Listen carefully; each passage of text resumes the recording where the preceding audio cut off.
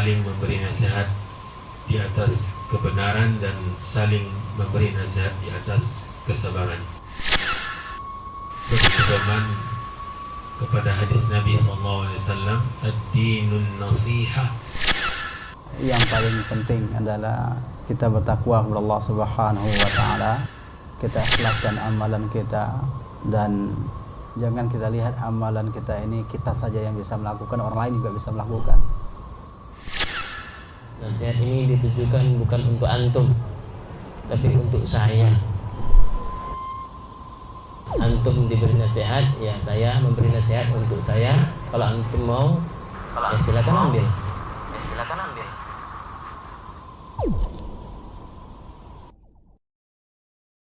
Bismillahirrahmanirrahim. Assalamualaikum warahmatullahi wabarakatuh. Innal hamdalillah nahmaduhu wa nasta'inuhu wa nastaghfiruh wa na'udzu billahi min shururi anfusina wa min sayyiati a'malina may yahdihillahu fala mudhillalah wa may yudlil fala hadiyalah. Asyhadu an la ilaha illallah wa asyhadu anna Muhammadan abduhu wa rasuluh. Bersyukur kita kepada Allah pada pagi menjelang siang ini kita diberikan nikmat iman, nikmat kesehatan, dan nikmat untuk bisa hadir di kantor Yayasan Sirkah Ta'uniyah. Salawat dan salam kepada Nabi Muhammad sallallahu alaihi wasallam. Allahumma shalli ala Muhammad wa ala ali Muhammad.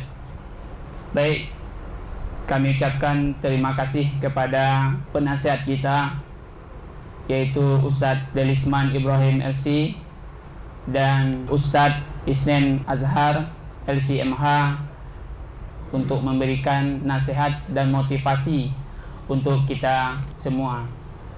Dan kami juga ucapkan kepada Ketua Pembina Pak Heri, dan ada juga pengacara kita yaitu Pak Al, ya. Saya panggil Bang Al biasanya. Alhamdulillah beliau juga hadir di sini. Dan sebelum nasihat dari Ustadz, ana akan menyampaikan ringkasan nasihat Ustadz Asfi 14 Maret 2021. Dan sekalian, pertama yaitu bersyukur kepada Allah, kedua kebersamaan, ketiga ikhlas, keempat jangan kita merasa sudah banyak beramal tidak lagi ke majelis ilmu. Setiap pengurus dan relawan yang hadir saat itu tentu mengingat dan mencatat pesan yang disampaikan Ustadz. Namun yang ingin ana ulang saat ini adalah nasihat beliau, bersyukurlah kepada Allah antum dipilih oleh Allah untuk dapat andil dalam peran dakwah ini. Kalaulah bukan karena Allah, antum tak akan ada di sini. Dan satu hal yang ana ingat lagi, tanpa adanya sirkah, pengurus dan relawannya, kegiatan fardu kifayah akan tetap berjalan. Nasihat di atas ana ibaratkan tanaman yang layu kemudian disiram maka akan mekar.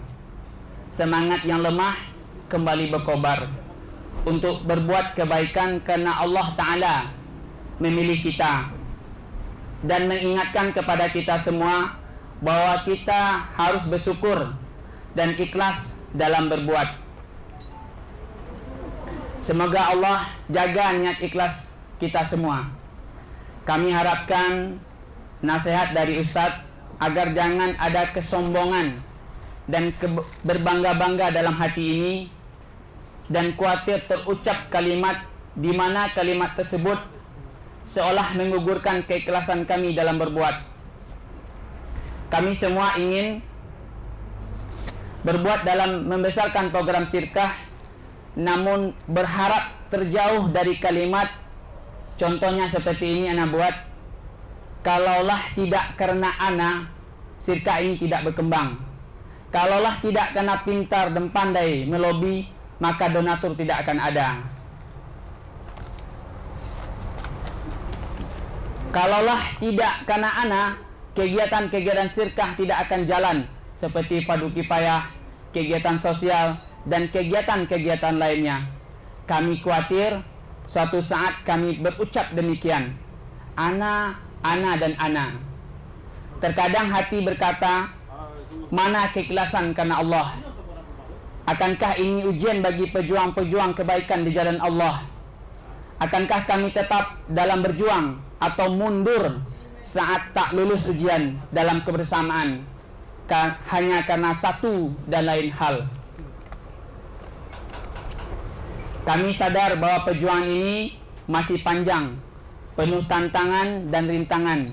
Akan ada kritik dan saran untuk perbaikan. Sementara umur kami terbatas untuk kebaikan ini. Semoga perjuangan ini jadi amal kebaikan terus mengalir saat kami tak bisa berbuat apa-apa lagi. Berharap kebaikan-kebaikan yang dikenang, walaupun sebagian kami berbeda dalam berbuat. Ada divisi fardu kifayah, sosial, admin yang update data, media yang berbuat di bidangnya, transportasi yang menjalankan mobil, operasional dan ambulan, dan adanya divisi walimah. Ana teringat kata Ustadz Asbi waktu itu, para sahabat itu tidak semuanya jadi ulama. Ada yang ahli perang, berdagang, menuntut ilmu, petani, namun mereka satu dengan yang lainnya saling melengkapi. Semoga kami demikian juga dalam berbuat, walaupun berbeda divisi, kami berharap dikumpulkan di surga nanti. Itulah beberapa curahan hati ana sampaikan kepada Ustadz. Kami harapkan nasihat dari Ustadz agar hati ini tegar dan kokoh di atas kebaikan ini, walaupun suatu saat nanti kami temui masalah dalam kebersamaan ini. Kepada Ustadz kami persilakan. Bismillahirrahmanirrahim. Assalamualaikum warahmatullahi wabarakatuh. Alhamdulillahirabbil alamin.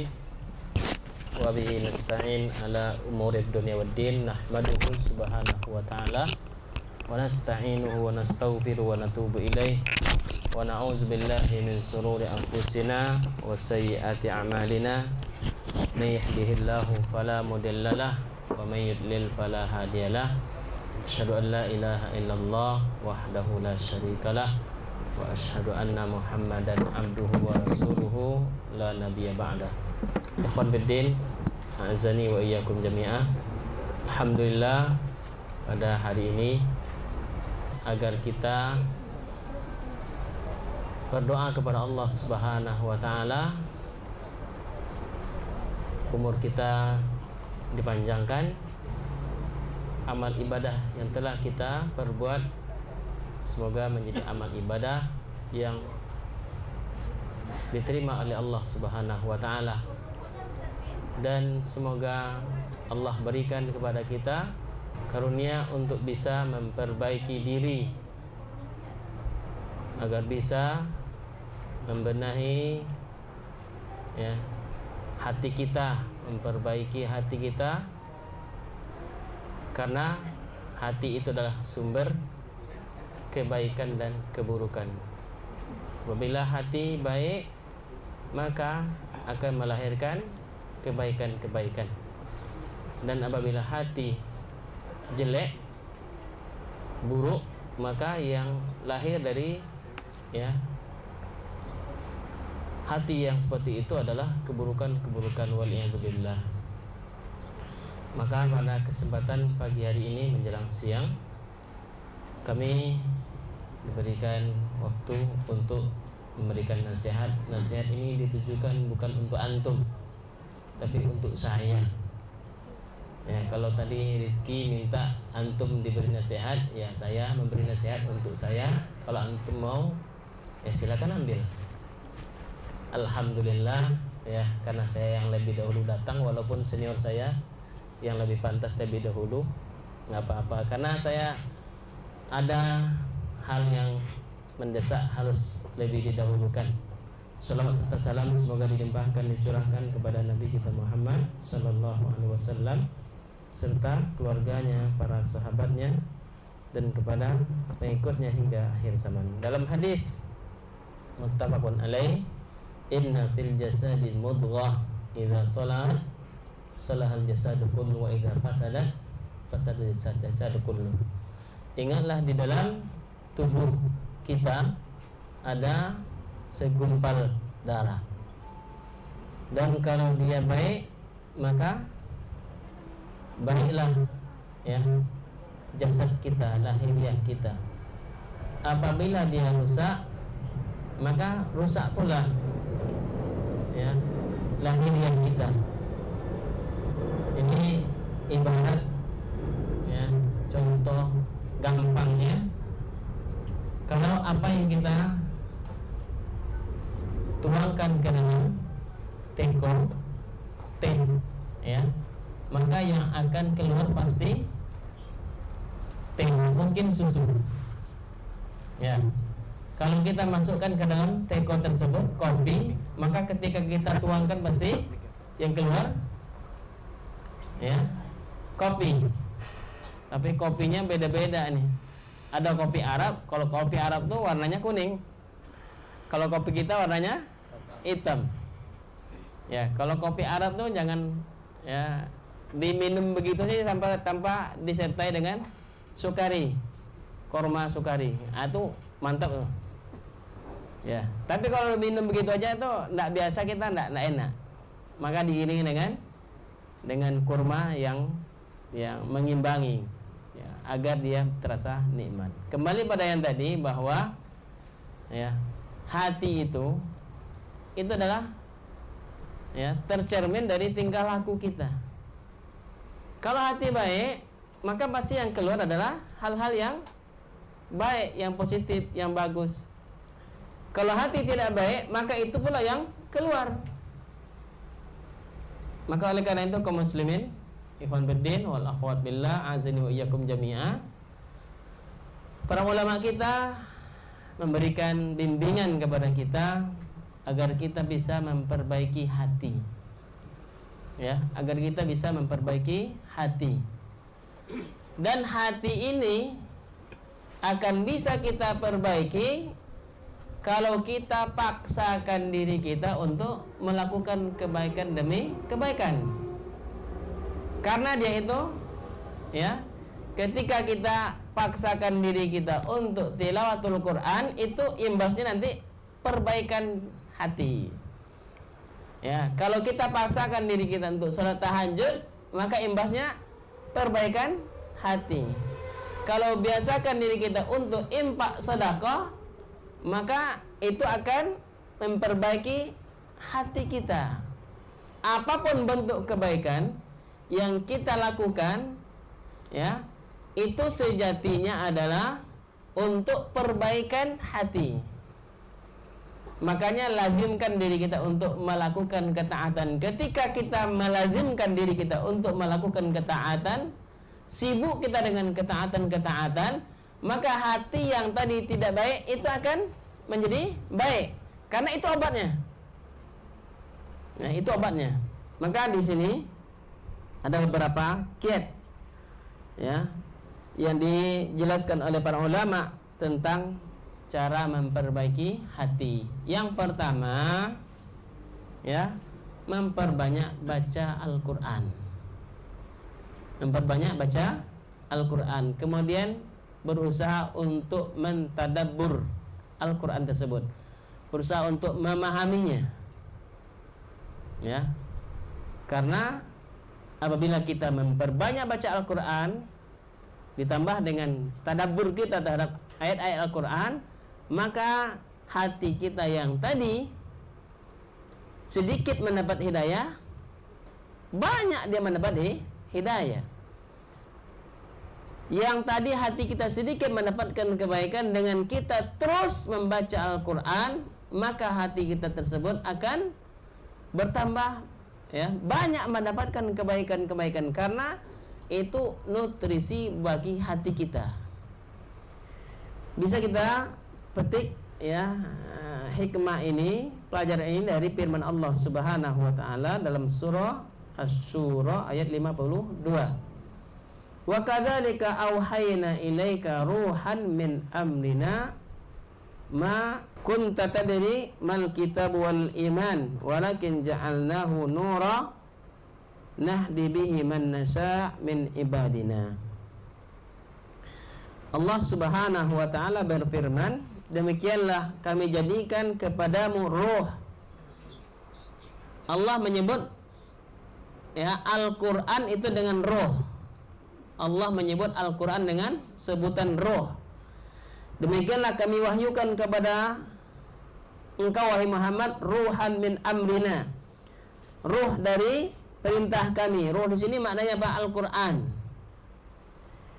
Ma kunta tadri mal kitab wal iman, sedangkan engkau sebelumnya tidak kenal apa itu Alkitab, Al-Quran, dan apa itu al-iman. Walakin ja'alnahu nura, akan tapi kami jadikan dia Al-Quran itu sebagai cahaya. Nahdi bihi man nasya, yang dengan Al-Quran tersebut kami berikan hidayah kepada siapa yang kami kehendaki min ibadina. Maka lihat ya, Al-Quran tersebut Allah sebut dengan roh. Yang dengan Al-Quran tersebut kalau kita terus baca, apalagi kita pelajari, kita tadabbur ayat demi ayat, itu adalah petunjuk-petunjuk yang akan masuk ke dalam batin kita. Maka ini santapan rohani yang sangat luar biasa. Dengan itu Allah berikan hidayah kepada kita.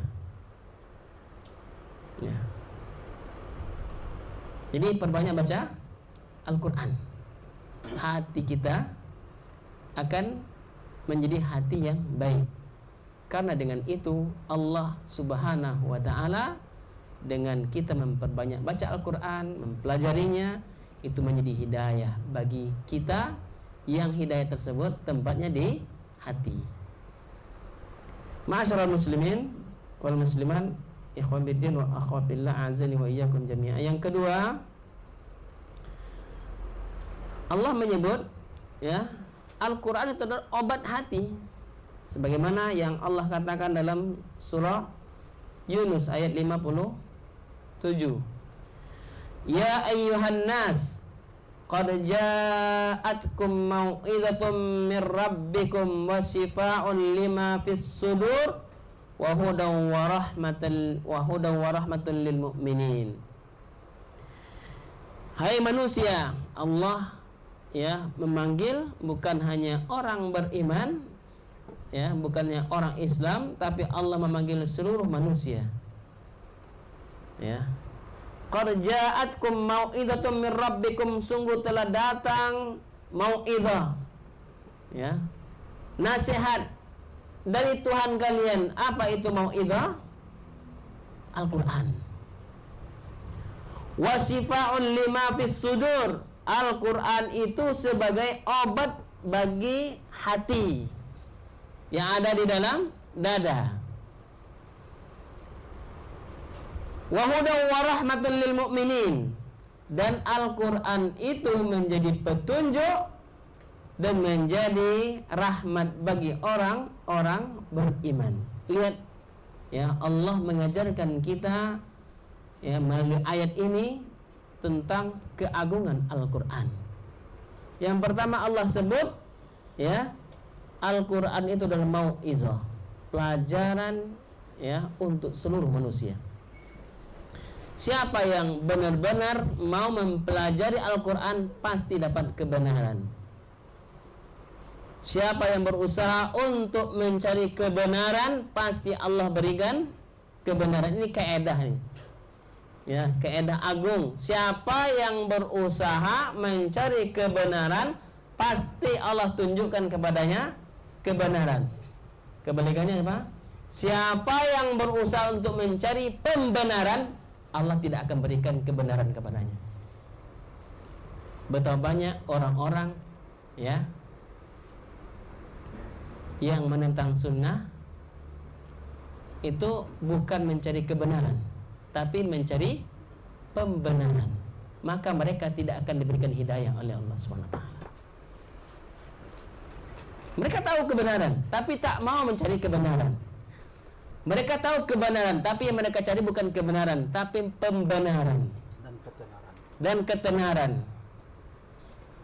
Nama Fulus. Kalau mereka mencari kebenaran, pasti Allah berikan kepada mereka kebenaran. Karena tipis bedanya kebenaran yang dicari dengan pembenaran. Itu hanya olahan kata saja. Tapi bedanya antara langit dengan bumi. Betapa bencinya mereka dengan jenggot. Mereka tahu Nabi berjenggot. Ya. Lalu mereka akan cari pembenaran untuk melegalkan apa yang mereka lakukan. Bukan mencari kebenaran. Mereka punya ilmu. Tahu para nabi itu berjenggot. Para nabi berjenggot. Nabi kita jenggotnya lebat. Tapi mereka nggak mau mengamalkannya karena bukan mencari kebenaran. Ya. Karena itu ini pelajaran yang berharga. Al-Quran itu datang untuk mengajarkan kita. Kalau kita mau mencari kebenaran melalui Al-Quran dan Sunnah Nabi SAW, maka kita akan dapatkan. Pelajaran yang kedua dari ayat ini, bahwa Al-Quran tersebut menjadi syifa'ul lima fis sudur. Al-Quran itu menjadi obat bagi hati. Kemudian Al-Quran tersebut hudan, menjadi petunjuk. Dzalikal kitabu la raiba fi hudan lil muttaqin. Ini Al-Quran menjadi petunjuk bagi orang-orang bertakwa. Tapi kalau tidak mau menjadikan Al-Quran itu sebagai petunjuk, susah. Tidak akan dapat petunjuk Allah, tidak akan dapat hidayah Allah, karena tidak mau menjadikan Al-Quran sebagai petunjuk. Kalau kita mengajak mereka kembali kepada Al-Quran dan Sunnah, maka mereka membantahnya dengan berbagai alasan. Dan itu kita temui baik antum sebagai yang mad'u, kami sebagai dai juga menemukan hal yang sama. Mungkin kami lebih banyak berinteraksi dengan orang-orang yang seperti ini. Memang hidayah itu di tangan Allah SWT. Bagaimanapun cara kita untuk mengajak manusia mengikuti sunnah Nabi SAW, maka akan tetap ada orang-orang yang menentang sunnah Nabi. Bukan mereka tidak punya ilmu, bahkan ilmunya jauh lebih mumpuni dari kita. Tapi ketika hidayah belum menyapa, setinggi apapun ilmu tetap akan menolak sunnah Nabi Sallallahu Alaihi Wasallam. Maka bersyukurlah kita kepada Allah. Ini yang sering diingatkan oleh ulama kita, di antara Syekh Albani, agar kita hidup di atas sunnah dan mati di atas sunnah. Syekh Utsaimin rahimahullah taala, ketika beliau akan berobat dengan cara apa? Dengan cara kemoterapi atau yang semakna dengan itu. Kemudian syaratnya ketika kemoterapi kan kita harus tahu dicukur jenggotnya, dicukur bulu-bulu yang ada di tubuhnya. Maka kata Syekh Utsaimin, enggak, kalau itu enggak. Lebih baik saya dalam kondisi hidup di atas sunnah berjenggot, dalam keadaan hidup, maka dalam mati juga seperti itu. Tidak mau dia mencukur jenggotnya, padahal itu untuk pengobatan dia. Sekarang tidak ada masalah bagi kita, tidak ada orang yang menekan kita kalau kita pakai jenggot. Kenapa? Apa yang menghalangi kita untuk berjenggot? Tidak ada kecuali tidak mau mengikuti sunnah Nabi Sallallahu Alaihi Wasallam. Hudan wa rahmatan lil mu'minin. Al-Quran juga menjadi rahmat bagi orang-orang beriman. Ini kiat yang pertama dalam cara mengobati hati, berinteraksi dengan Al-Quran. berinteraksi dengan Al-Quran. Perbanyak baca Al-Quran, pelajari Al-Quran, ya, tadabbur Al-Quran, ya. Kalau antum mau baca Al-Quran, ya, baca terjemahannya. Karena kita ini orang ajam, mesti, ya, pelajari juga tentang terjemahan Al-Quran tersebut. Ya, membacanya saja sudah begitu besar pahalanya, berlipat ganda, apalagi kalau kita baca kemudian kita, ya, pahami maknanya, kemudian kita pelajari isi-isinya. Yang kedua, ya, kiat dalam memperbaiki hati kita, zikrullah. Walaupun Al-Quran afdalu zikri tilawatul Quran, zikir yang paling utama itu adalah membaca Al-Quran, tapi kan tidak setiap waktu kita bisa baca Al-Quran. Ada saat-saat kita, ya, di pagi hari ada sunnahnya kita baca zikir pagi hari. Kemudian, ya, zikir mau tidur, zikir bangun tidur, zikir saat itu, ya, kita memasuki pasar atau kita masuk masjid, keluar masjid. Maka kalau kita amalkan zikir ini juga sarana untuk memperbaiki hati. Allah Subhanahu wa taala mengingatkan itu di dalam surah Ar-Ra'd ayat 28. Yang mana Allah katakan alladzina amanu wa tatma'innu qulubuhum bidzikrillah ala bidzikrillah tatma'innul qulub. Orang-orang yang beriman, hati mereka itu memiliki hati yang tentram karena mereka berzikir kepada Allah. Ya, berzikir kepada Allah. Ala bizikrillah, ingatlah dengan berzikir kepada Allah, tatma'innul qulub, hati menjadi tenang, menjadi tentram. Jadi ketika kita, ya, punya waktu, punya peluang untuk berbuat baik, jangan pergunakan untuk berbuat maksiat. Kuncinya, ketika kita sibukkan diri kita dengan kebaikan-kebaikan, maka secara otomatis kebaikan itu akan menghimpit gelombang keburukan. Jadi sibukkan diri kita dengan kebaikan-kebaikan. Berzikir kita. Ketika orang sibuk dengan HP-nya, kita tidak terlarang main HP, tapi yang kita lihat di HP kita Al-Quran, zikir.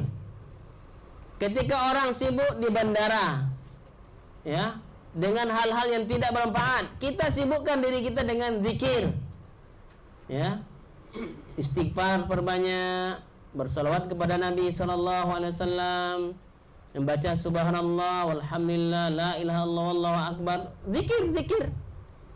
Antum naik mobil, naik motor, ya, daripada diam aja, zikir, istighfar, baca la ilaha illallah wahdahu la syarika la lahul mulku wa lahul hamdu wa huwa ala kulli syai'in qadir.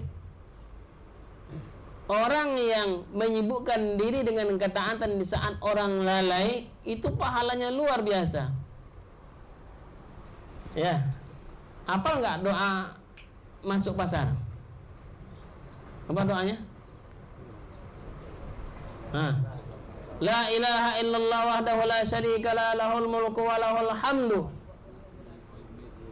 yuhyi wa yumit wa huwa hayyul la yamut biyadihil khair wa huwa ala kulli syai'in qadir. Sekali kita baca, berapa pahalanya?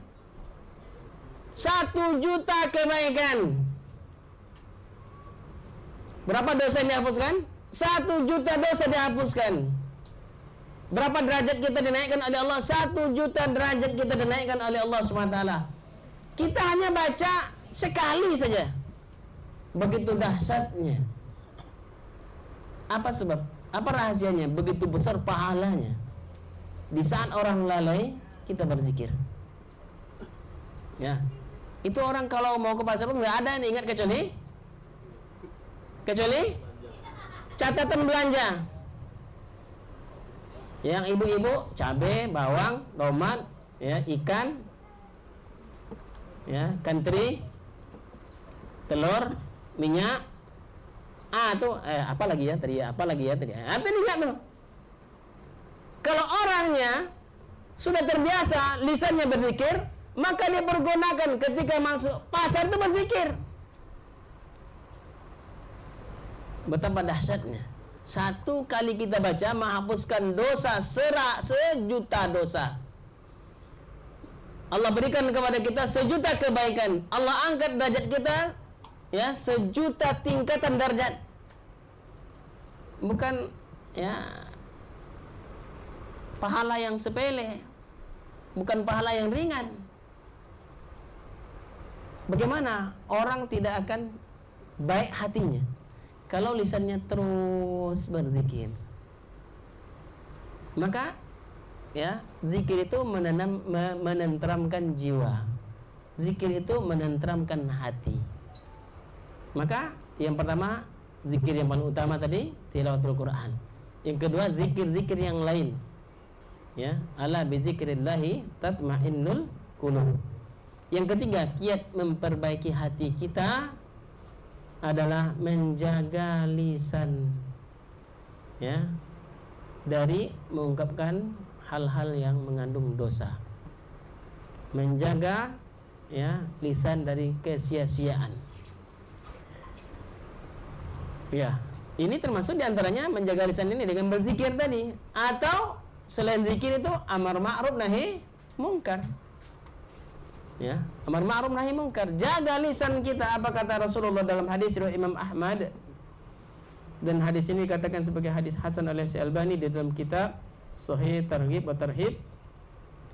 Kata Rasulullah alaihi salatu wassalam, la yastaqimu imanu 'abdin hatta yastaqima qalbu wa la yastaqimu qalbu hatta yastaqima lisanu.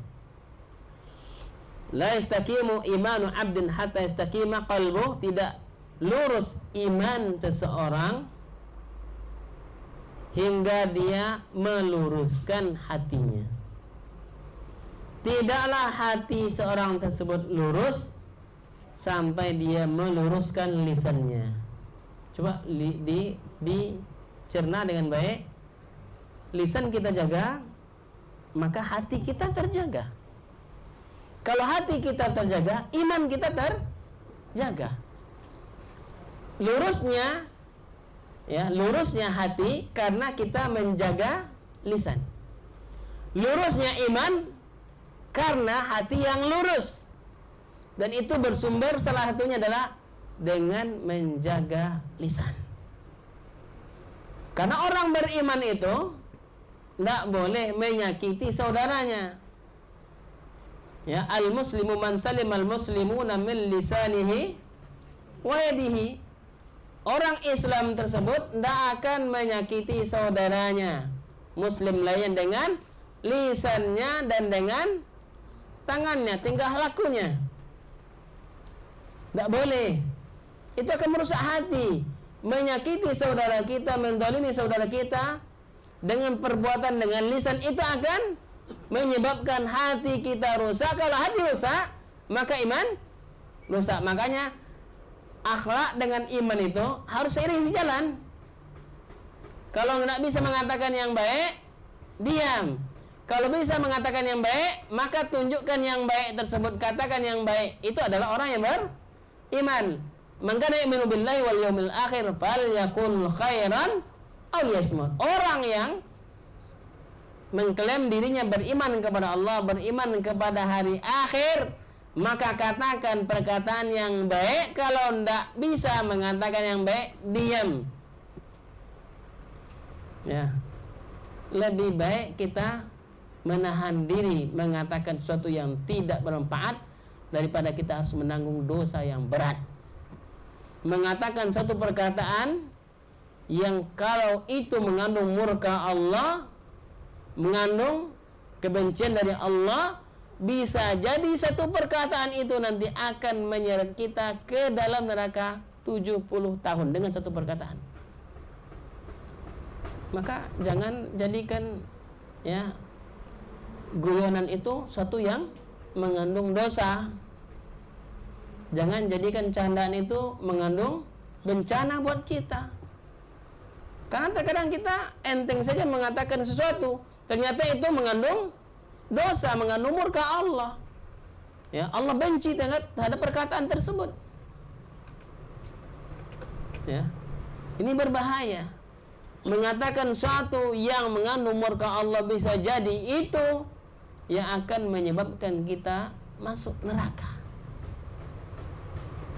Jadi memperbaiki hati itu salah satunya jaga lisan. Jaga lisan. Karena lurusnya hati karena kita menjaga lisan, sehingga kalau lisan kita jaga, hati kita lurus, dan kalau hati lurus maka iman kita menjadi iman yang lurus. Jadi yang ketiga, menjaga lisan. Kemudian dalam Sahih Muslim,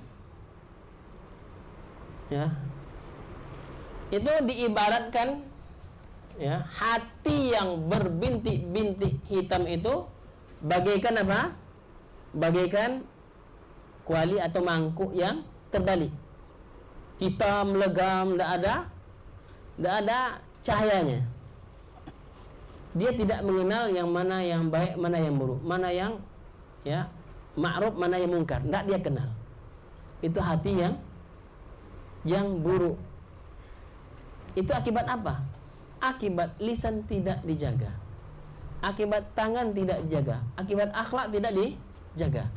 Maka jadilah seperti, ya, mangkuk yang terbalik, yang tidak mengenal ma'ruf, tidak mengenal yang mungkar, sama saja bagi dia. Hati yang bersih, hati yang putih, yang cemerlang itu adalah tidak terpengaruh dengan fitnah-fitnah dunia. Selagi, ya, bumi dan langit masih terkembang, maka hati orang seperti ini akan tetap lurus, bersih hatinya. Bersihnya hati tersebut, ya, dengan cara yang tadi, tilawatul Quran, berzikir, jaga lisan. Kemudian berikutnya, ini puasa Ramadan. Salah satu kiat memperbaiki hati itu adalah dengan berpuasa. Apalagi puasa Ramadan. Sebagaimana dalam hadis dari Imam Al-Badzar, Imam Ahmad, dan hadis ini dikatakan oleh Imam Al-Haythami bahwa perawinya adalah perawi yang sahih. Kata Rasulullah sallallahu alaihi wasallam, "Shaumu syahri as-sabr wa salati ayyamin min kulli syahr yudhibna wahsal sadar." Ya. Berpuasa pada bulan sabar. Bulan sabar itu apa? Bulan Ramadan. Berpuasa pada bulan sabar, bulan kesabaran, yaitu puasa bulan Ramadan.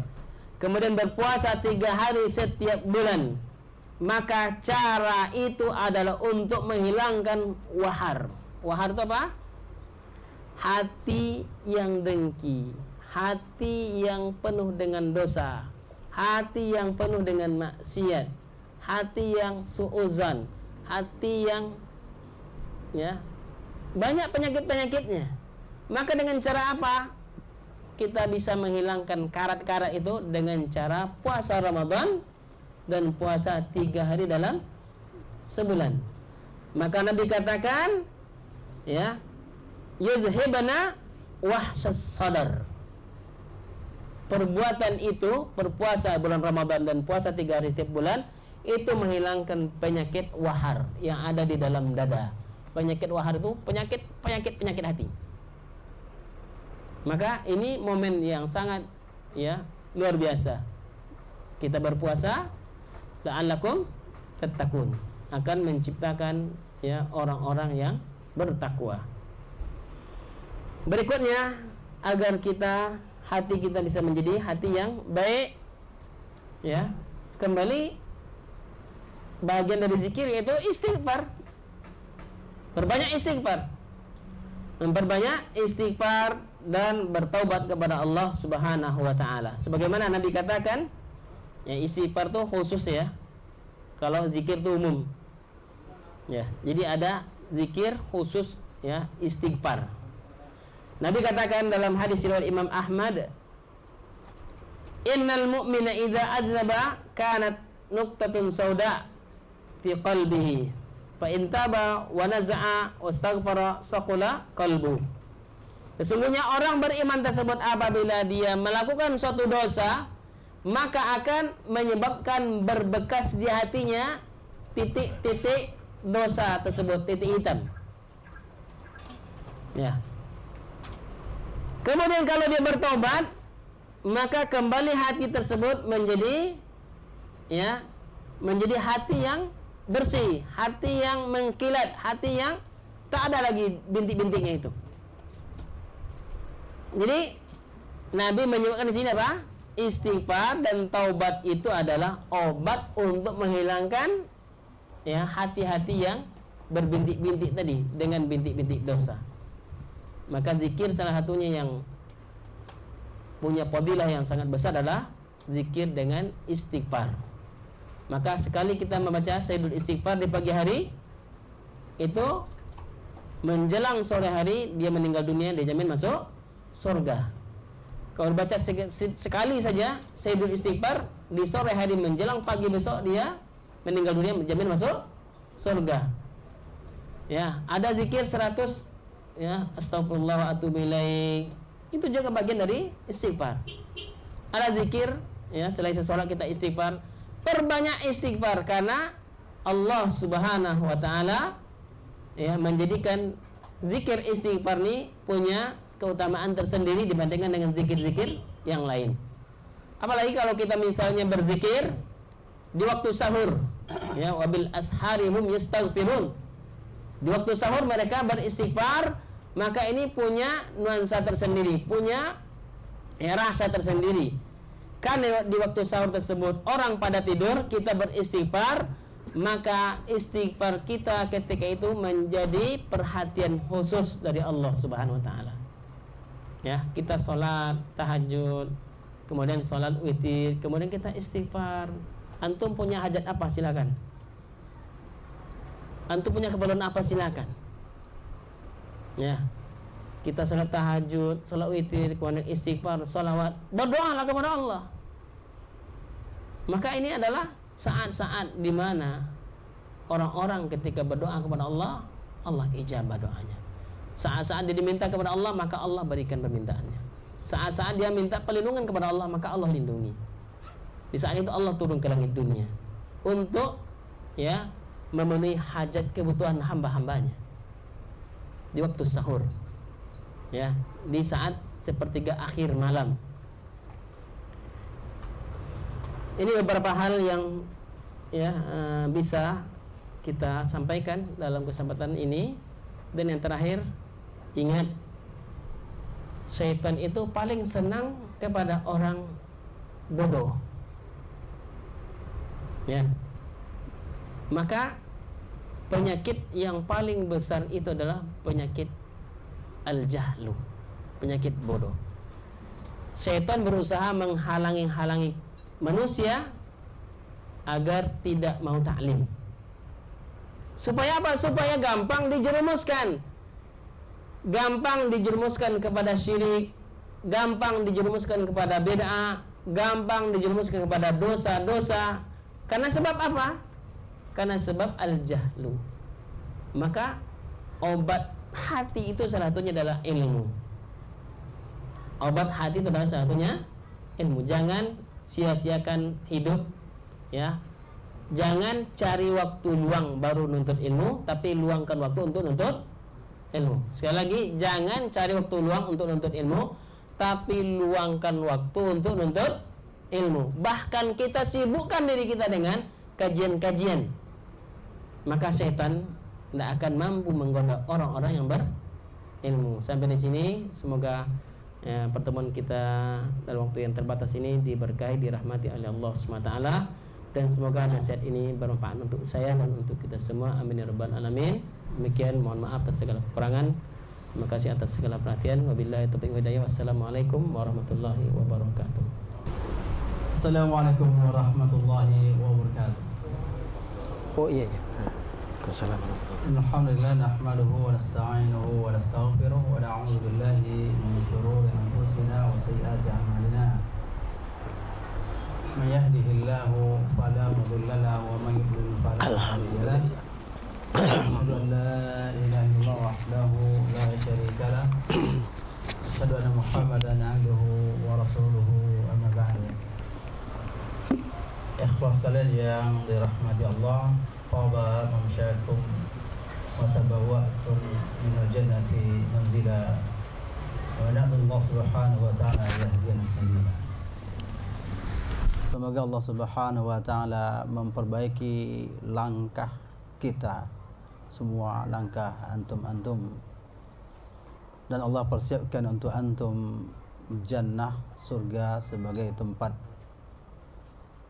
yang mukim, yang abadi. Dan kita minta kepada Allah subhanahu wa ta'ala, Allah berikan kepada kita jalan untuk sampai ke sana. Ikhwas sekalian yang dirahmati Allah, nasihat-nasihat yang sudah diringkas oleh Ahmad Rizki tadi, nasihat Ustaz Asri, ditambah lagi dengan nasihat Ustaz Isnin, sudah habislah apa yang saya sampaikan lagi. Ya, jadi inilah yang paling penting adalah kita bertakwa kepada Allah subhanahu wa ta'ala.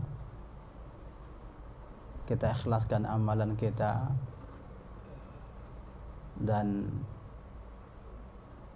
bahwa jangan kita lihat amalan kita ini kita saja yang bisa melakukan, orang lain juga bisa melakukan. Ketika tidak ada kita, orang juga bisa berbuat. Maka kita ingin ikut serta berbuat, dan ingin berbuat lebih baik, karena Allah subhanahu wa ta'ala memerintahkan fastabiqul khairat.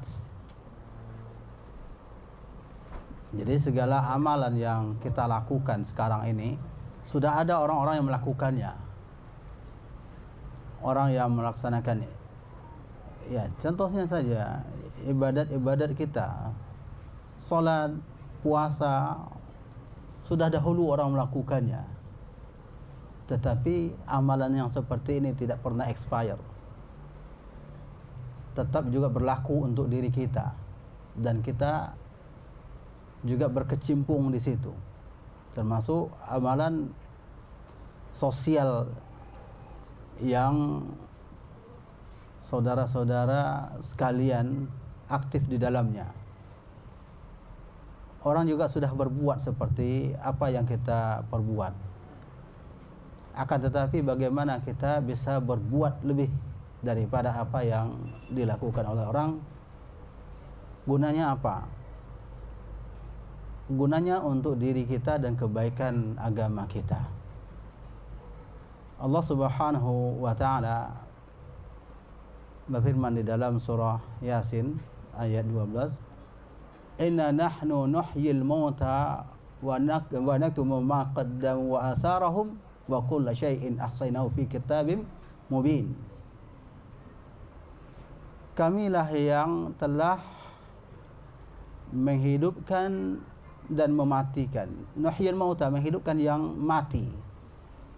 Dan kami yang mencatat apa yang telah mereka lakukan di atas dunia ini. Wa atharahum, ini yang paling penting. Apa bekas-bekas yang mereka tinggalkan di atas dunia? Apa bekas yang mereka tinggalkan di atas dunia? Dan segala sesuatu, kata Allah subhanahu wa ta'ala, kami data dengan rapi di dalam catatan yang jelas. Ikhwas sekalian yang dirahmati Allah, apa yang Allah subhanahu wa ta'ala nyatakan di sini, jadikanlah amalan kita yang pertama adalah amal yang banyak berfaedah. Semakin banyak faedah daripada amalan tersebut terhadap diri dan terhadap orang lain, maka semakin baik. Cobalah kita lihat. Di antaranya Rasulullah SAW katakan sedekah jariyah. Faedah untuk diri sendiri atau faedah orang lain juga? Faedah orang lain juga. Itu sedekah jariyah. Termasuk faedah daripada amalan yang banyak adalah belajar dan mengajarkan. Makanya Rasulullah SAW mengatakan, man khairukum man ta'allama al-Quran wa 'allamah. Baik untuk dirinya, baik untuk orang lain. Dan apabila dikembangkan juga akan lebih baik lagi. Di antaranya sedekah jariyah dan ilmu yuntafa' bih. Ini amalan ini yang tidak akan terputus-putus. Apabila kita ajarkan kepada orang, maka tidak akan terputus-putus. Sampai selagi masih ada orang yang mengamalkan apa yang kita sampaikan.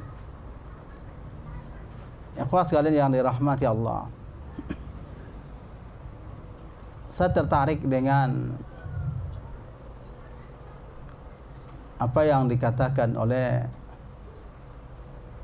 seorang yang keluarga yang meninggal, yang menyatakan bagus sekali penanganan syirkah ta'awuniyah ketika menyelenggarakan suatu mayat. Kalaulah masyarakat mengerjakannya, mungkin sangat sulit karena bobotnya yang sangat besar. Kemudian syirkah ta'awuniyah mempunyai cara yang bagus untuk menurunkan mayat, menaikkan mayat dan menurunkannya dengan caranya. Kalau kita kira serahkan kepada masyarakat ketika itu, sulit para biya. Walaupun saya tidak menyaksikannya, tetapi saya dapat beritanya. Bagus caranya. Dan juga banyak penilaian positif terhadap apa yang antum lakukan. Dan ini yang kita harapkan kepada Allah Subhanahu wa taala, wa naktubu ma qaddamu wa atharahum.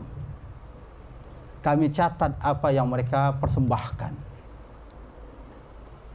Kami catat apa yang mereka lakukan. Wa atharahum, dan pengaruh daripada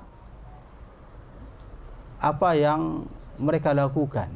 Termasuk pengaruhnya adalah adanya penilaian orang terhadap kebaikan, ada keinginan orang untuk meniru dan sebagainya. Ini adalah suatu hal yang merupakan catatan amalan. Ikhwah sekalian yang dirahmati Allah, akan tetapi perlu kita ketahui bahwa syaitan tidak akan pernah lalai di dalam usaha membuat amalan kita ini tidak bermakna. Ditanamkan ke dalam diri kita keakuan, analah, sayalah, dan itulah. Ini diantara cara-cara syaitan. Pernah salah seorang daripada ikhwah, dan ini adalah suatu kebaikan dan mudah-mudahan nasihat untuk kami dan juga nasihat untuk kita semua.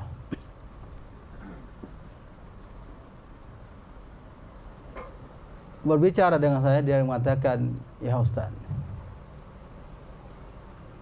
ada hal yang sangat saya takutkan Ustaz,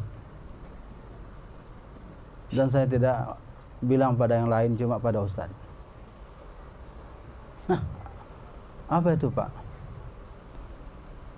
Untuk ngomong saja saya takut Ustaz.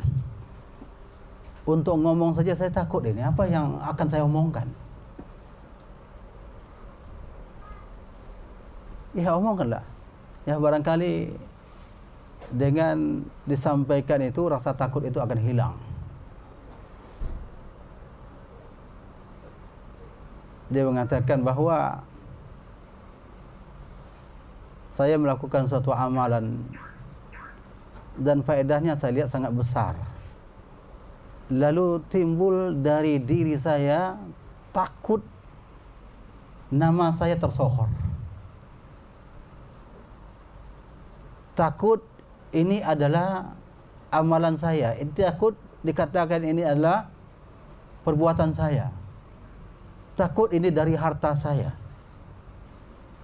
Ini yang saya takutkan Ustaz. Mengomong pada Ustaz saya takut. Saya katakan rasa takut Bapak itulah tauhid. Itulah ikhlas. Kalau memang rasa takut itu adalah rasa takut amalan itu hilang karena riya dan sum'ah. Kalaulah rasa takut itu berdasarkan riya dan sum'ah, maka amal itu akan menjadi hilang. Takut Bapak terhadap riya, takut Bapak terhadap sum'ah, ini adalah tauhid. Inilah akidah. Ini adalah amalan yang sebenarnya. Maka berdoalah kepada Allah Subhanahu wa taala agar terjauh daripada syirik, terjauh daripada riya, terjauh daripada sum'ah. Berdoa kepada Allah Subhanahu wa taala. Sering minta kepada Allah Subhanahu wa taala untuk berlindung daripada riya. A'udzubika min an usyrika bika syai'an a'lamuhu wa astaghfiruka bima la a'lamu. Aku berlindung kepada Allah, pada Engkau ya Allah, daripada mensekutukan Engkau, dan aku ketahui bahwa itu adalah suatu keburukan. Dan aku minta ampun kepada Engkau ya Allah daripada perkara yang aku tidak tahu. Maka alhamdulillah beliau nampak senang dan beliau tidak banyak menampilkan diri beliau dalam kegiatan-kegiatan yang cukup berarti dan cukup luas. Dan saya tidak sebutkan orangnya dan tidak sebutkan unitnya dan tempatnya, karena ini yang beliau takutkan. Ini yang beliau takutkan. Ikhwas sekalian yang dirahmati Allah,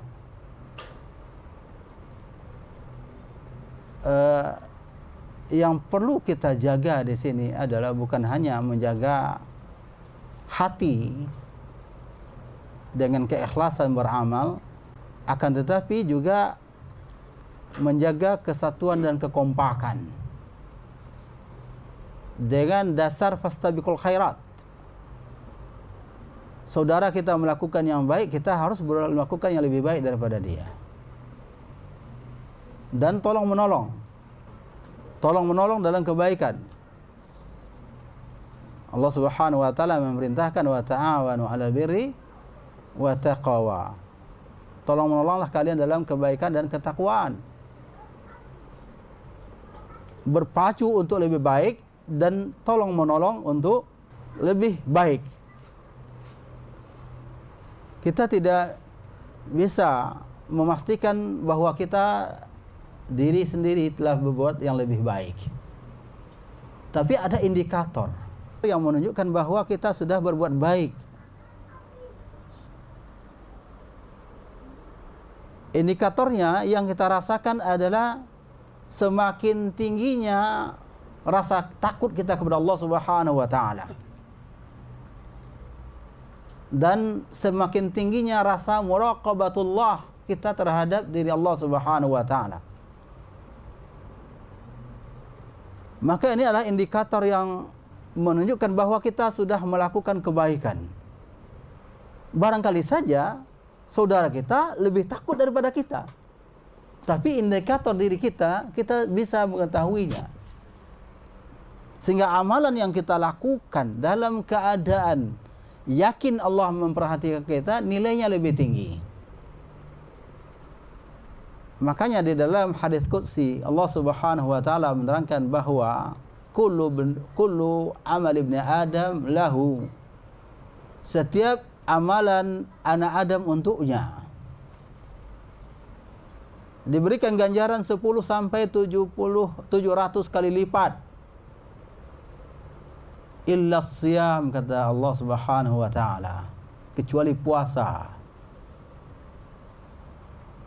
Fa innahu li,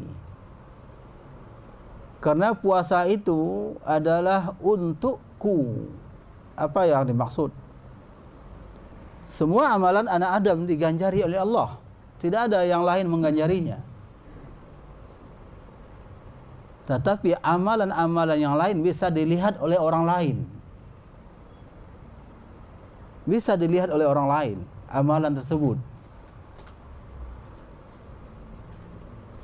Amalan itu bisa diberikan ganjaran 10 kali sampai 700 kali kata Allah Subhanahu wa taala. Allah terangkan, "Man jaa'a bil hasanati falahu 'asyru amsalihha." Siapa yang melakukan suatu kebaikan maka dia akan mendapatkan catatan atau nilai daripada amalan 10 kali lipat. Allah Subhanahu wa taala juga menerangkan bahwa masalul ladzina yunfiquna fi sabilillahi kamathali habatin anbatat sab'a sanabil fi kulli sumbulatin mi'atu habbah wallahu yudha'ifu liman yasha' wallahu wasi'un alim. Orang yang menginfakkan di jalan Allah misalkan orang yang menanam satu biji. Satu biji menimbulkan 7 tangkai. Satu tangkai menghasilkan 100 bulir biji. Berarti 700 ya, 700. Kemudian Allah berikan ganjaran lebih daripada itu bagi orang yang Allah kehendaki. Allah Subhanahu wa taala mengatakan amalan anak Adam itu antara itu. 10 sampai 100 sampai 700 kali. Tetapi dalam ayat tadi Allah mengatakan bahwa Allah memberikan ganjaran yang lebih banyak lagi daripada itu. Siapa? Bagi orang yang dikehendaki. Bagi orang yang dikehendaki di sini adalah orang yang tinggi tingkat muraqabatullah terasa di dalam dirinya. Maka di antaranya adalah puasa. Allah mengatakan fa inna siyama li atau fa innahu li, bahwasanya itu adalah karenaku. Di antara maknanya adalah karenaku. Kenapa demikian? Karena orang yang berpuasa ini benar-benar dia menjaga puasanya karena Allah Subhanahu wa taala. Orang lain tidak tahu. Orang lain tidak tahu berpuasa, berkumpullah beberapa orang muslim. Apakah kita bisa memastikan dia berpuasa semuanya? Bisa enggak kita memastikan bahwa dia berpuasa semuanya? Enggak bisa kita pastikan. Mungkin aja di antara mereka ada yang curang, baru saja dari dapur, dari kulkasnya buat teh es. Ya kan? Alhamdulillah, ya udah minum, alhamdulillah hilang dahaga. Kemudian keluar lagi, dilap dengan tisu, loyo lagi, duduk bersama-sama. Boleh jadi kan? Boleh jadi ada orang seperti itu. Tetapi siapa di antara mereka yang tidak mau berbuat seperti itu? Adalah orang yang merasakan muraqabatullah. Merasakan bahwa Allah Subhanahu wa taala memperhatikan apa yang dia lakukan. Maka inilah yang menyebabkan amalan puasa itu Allah berikan ganjaran khusus. Sehingga apapun amalan apabila disertai dengan rasa muraqabatullah, Allah Subhanahu wa taala memperhatikan kita, maka nilainya akan besar.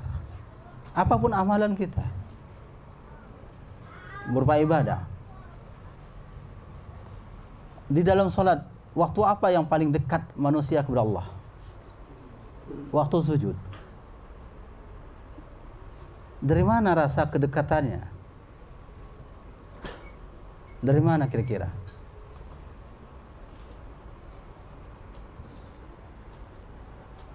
Saat hamba mengakui kerendahan dirinya, dan di saat itu dia mengakui ketinggian Allah Subhanahu wa taala. Di saat dia mengetahui, menyadari bahwa dia hina di sisi Allah, rendah di sisi Allah, dan ketika dia meyakini keagungan Allah, bahwa Allah memperhatikannya, maka sujud adalah bentuk ketulusan pengagungan Allah Subhanahu wa taala. Sehingga ikhwah sekalian yang dirahmati Allah, ketika sujud itu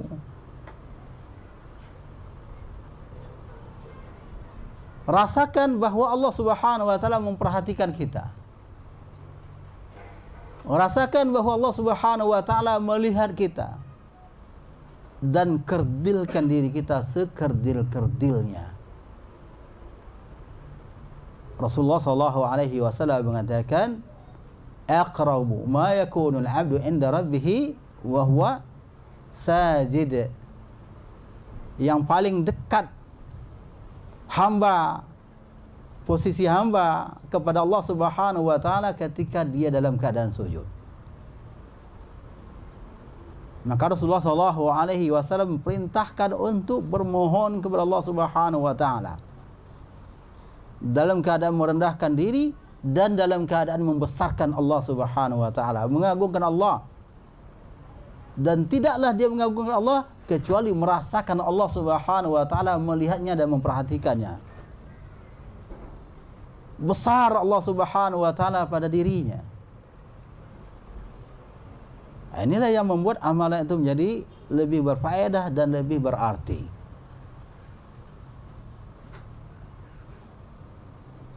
Ikhwah sekalian yang dirahmati Allah, semua amalan demikian. Kenapa salat merupakan amalan yang pertama nanti dijadikan sebagai standar tolok ukur baiknya amalan-amalan manusia? Rasulullah sallallahu alaihi wasallam mengatakan bahwa awwalu ma yuhasabu al-'abdu yawmal qiyamah fi salatihi. Idza saluhat saluha sa'iru amalihi wa idza fasadat fasuda sa'iru amalihi.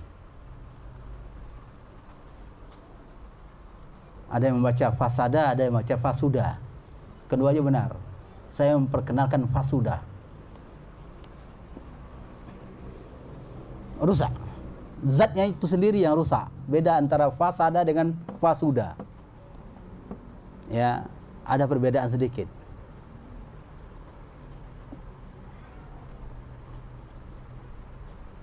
Yang pertama nanti amalan hamba akan dilihat, akan dihisab adalah dalam solatnya. Apabila baik, maka baiklah amalan baik yang lain. Bukan amalan-amalan yang lain jadi baik. Amalan baik. Apabila solatnya baik, maka amalan yang baik yang lain dinilai baik. Wa idza fasudat salatuhu, dan apabila solatnya itu rusak zatnya, solatnya itu rusak, fasuda sa'iru amalihi atau fasada sa'iru amalihi, rusak juga amal-amal yang baik yang lainnya. Amal-amal yang baik menjadi rusak. Kenapa? Karena solat itu menjadi parameter untuk mengukur secara kenyataan. Kalau kita memakai meteran yang tidak sempurna mengukur, yang diukur bagus nggak Pak Arbe? Meleset ya? Meleset. Meternya udah angka nolnya hilang, mulai dari angka 5. Kita mengukur juga di sananya angka 100 ya, kita mulai dari angka 5.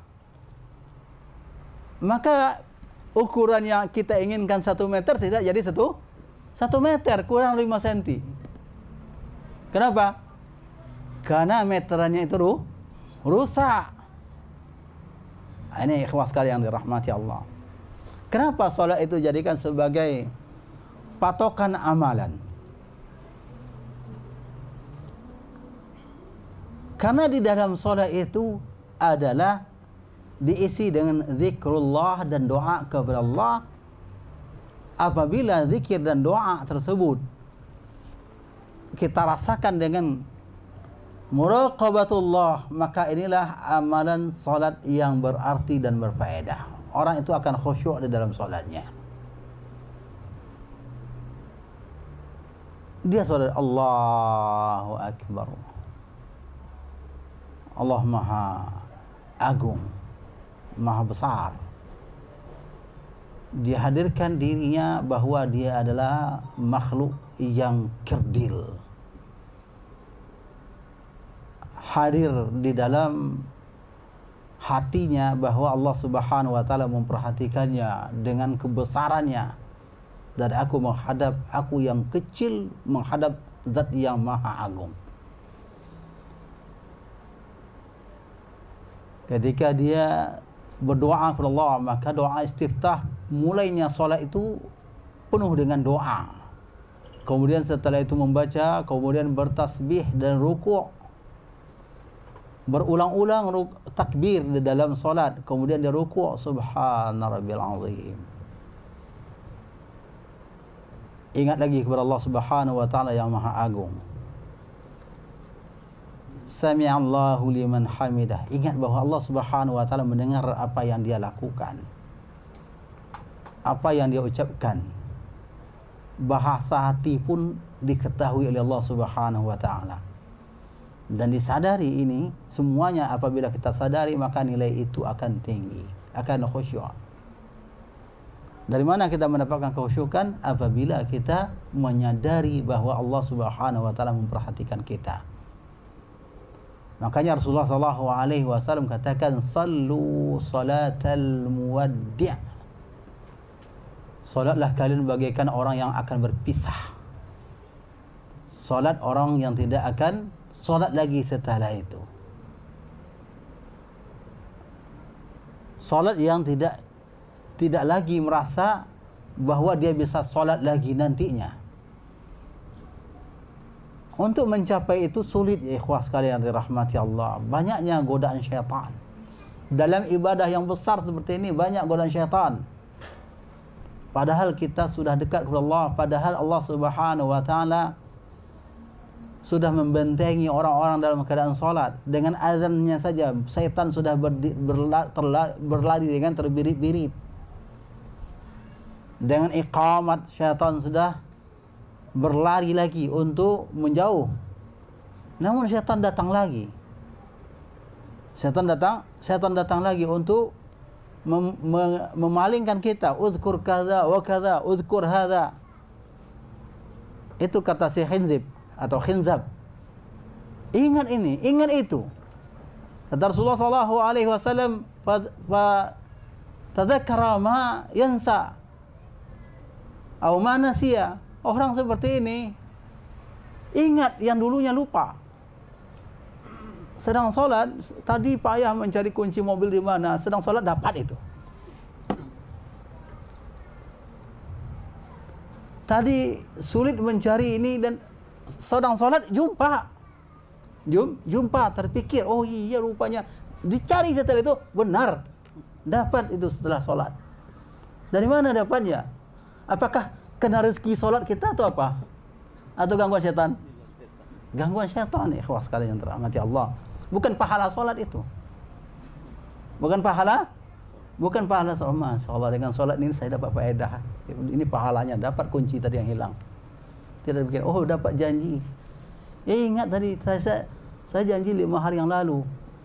Sedang solat, iya lupa saya janji. Habis solat langsung telepon. Iya. Ya, kita apa? Kita hari ini bertemu kan? Ya. Kenapa? Tadi lupa, dalam salat ingat. Dalam salat ingat, itu bukan ganjaran salat. Setan sudah berusaha untuk memalingkan diri kita. Ini ikhwan sekalian yang rahmatullah. Amalan apa saja syaitan berusaha untuk memalingkan diri kita. Termasuk tadi ya, kita merasa yang terbaik di antara yang lain. Ya, kita merasa yang terbaik di antara lain.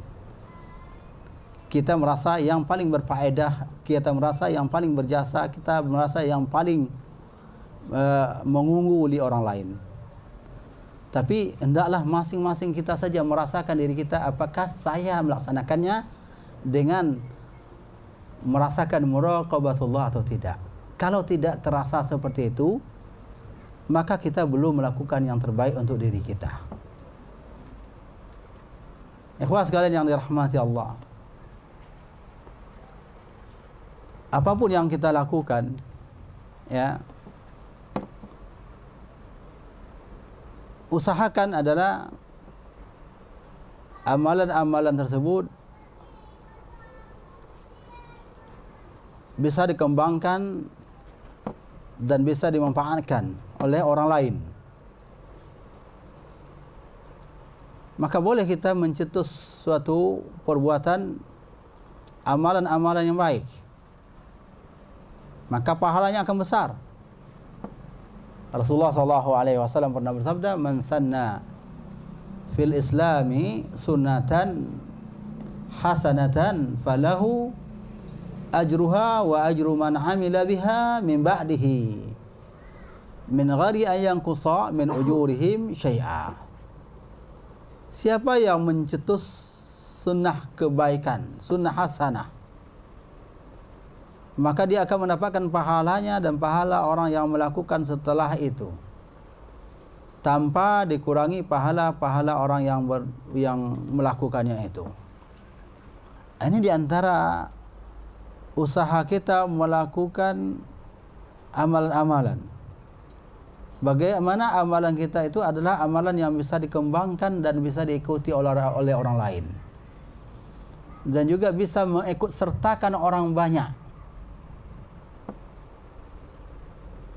Tadi malam ada seorang jemaah bertanya, "Ya Ustaz, di tempat saya itu ada masjid besar Ustaz, dan ada musola Ustaz. Musola itu digerakkan oleh ikhwan kita, hidup sehari dan 5 waktu itu hidup salat jemaahnya Ustaz.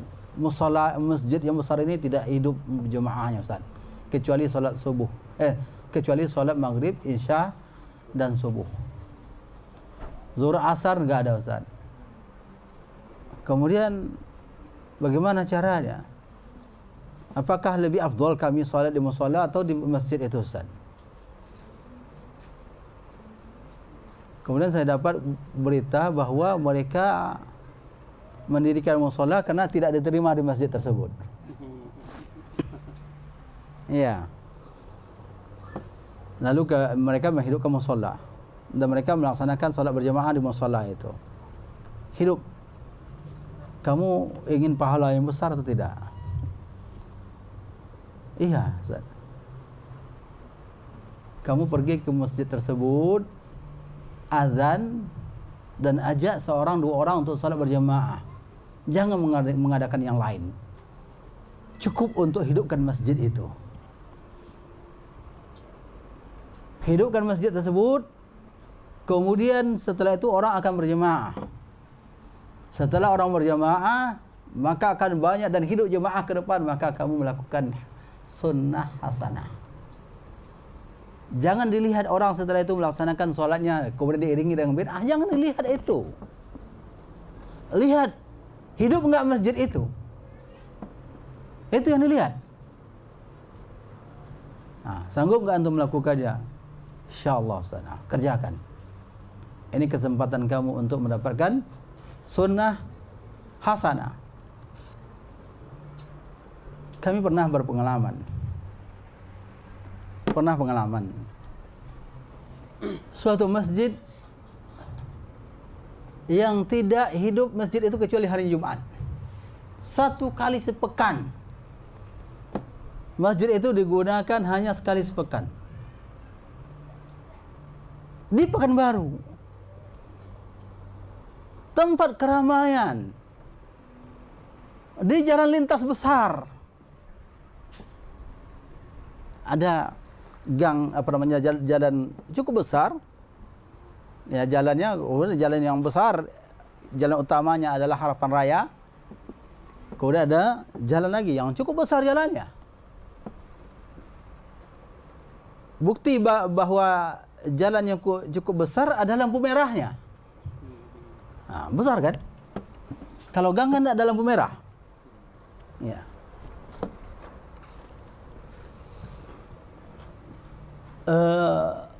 Kira-kira tahun 2000.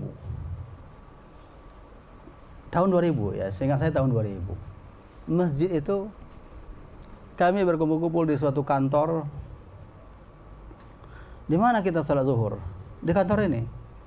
Ya kita carilah masjid. Ya kita cari masjid. Ya akhirnya kita cari masjid. Mana masjid terdekat? Oh sana. Ada masjid terdekat.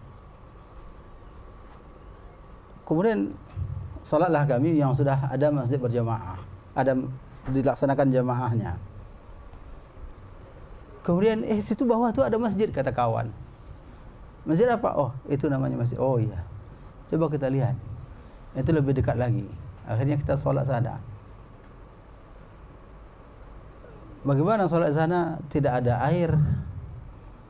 Karena mesin airnya hidup sekali sepekan. Ya. Tapi ada perigi yang ada timbanya. Ada timbanya. Kemudian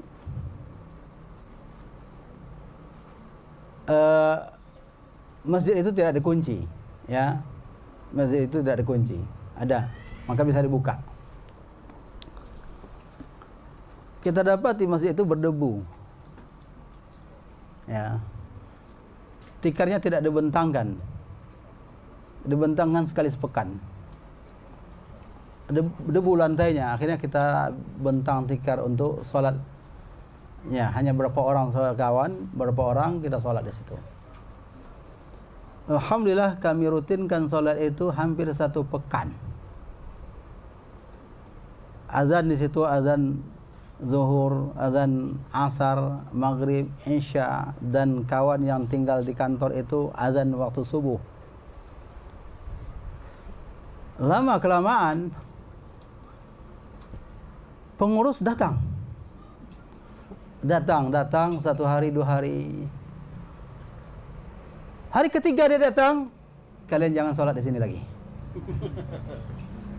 Ya, kalian tidak doa berjamaah, kalian tidak berzikir berjamaah, jangan sholat sini lagi. Ya akhirnya kembali kami ke masjid yang pertama tadi. Walhasil apa? Masjid tadi hidup. Alhamdulillah masjid itu hidup walaupun kita terusir. Ini yang paling penting, kita harus berusaha apa? Membuat asar. Ada kebaikan-kebaikan yang bisa kita tinggalkan. Ada kebaikan-kebaikan yang bisa kita kembangkan, dan ada orang yang bisa melakukannya setelah itu. Dan ini suatu kenyataan yang ada. Ya, suatu kenyataan yang ada yang kami alami. Sampai kami nggak boleh lagi sholat di situ. Bayangkan itu. Tapi alhamdulillah setelah itu masjid hidup, sampai sekarang hidup masjidnya. Hidup masjidnya, walaupun kita tidak lagi bisa sholat di sana. Alhamdulillah. Ya, alhamdulillah. Ya, kawan sekalian yang dirahmati Allah. Kemudian ada hal yang membuat kita jangan sampai putus asa di dalam beramal. Allah Subhanahu wa taala sebagaimana Allah nyatakan melipat gandakan amalan kebaikan 10 kali lebih, dan amalan keburukan tidak diberikan ganjaran kecuali hanya semisalnya. Artinya apa? Allah Subhanahu wa taala inginkan kebaikan kepada diri kita. Berapapun banyaknya dosa-dosa yang kita lakukan, apabila kita mempunyai keinginan untuk menghapuskannya, termasuk dosa syirik, dosa yang terbesar, Allah bisa ampunkan. Allah bisa ampunkan. Akan tetapi, apakah diri kita mau atau tidak? Ini momennya sekarang ini. Momennya sekarang kita akan masuk bulan Ramadan. Ya kawan sekalian yang dirahmati Allah. Ramadan adalah bulan untuk memperbaiki diri. merubah jati diri kita menjadi orang yang bertakwa. Allah katakan la'allakum tattaqun, agar kalian bertakwa kepada Allah Subhanahu wa taala. Bulan maghfirah. Rasulullah sallallahu alaihi wasallam mengatakan, "Man shama ramadhana imanan wa ihtisaba, ghufir lahu ma taqaddama min dhanbi." Bulan pembebasan hamba daripada api neraka. Walillahi fi kulli yawmin wa lailatin utaqa minan nar. Allah Subhanahu wa taala mempunyai orang-orang yang dibebaskan daripada api neraka, dan itu setiap hari dan setiap malamnya.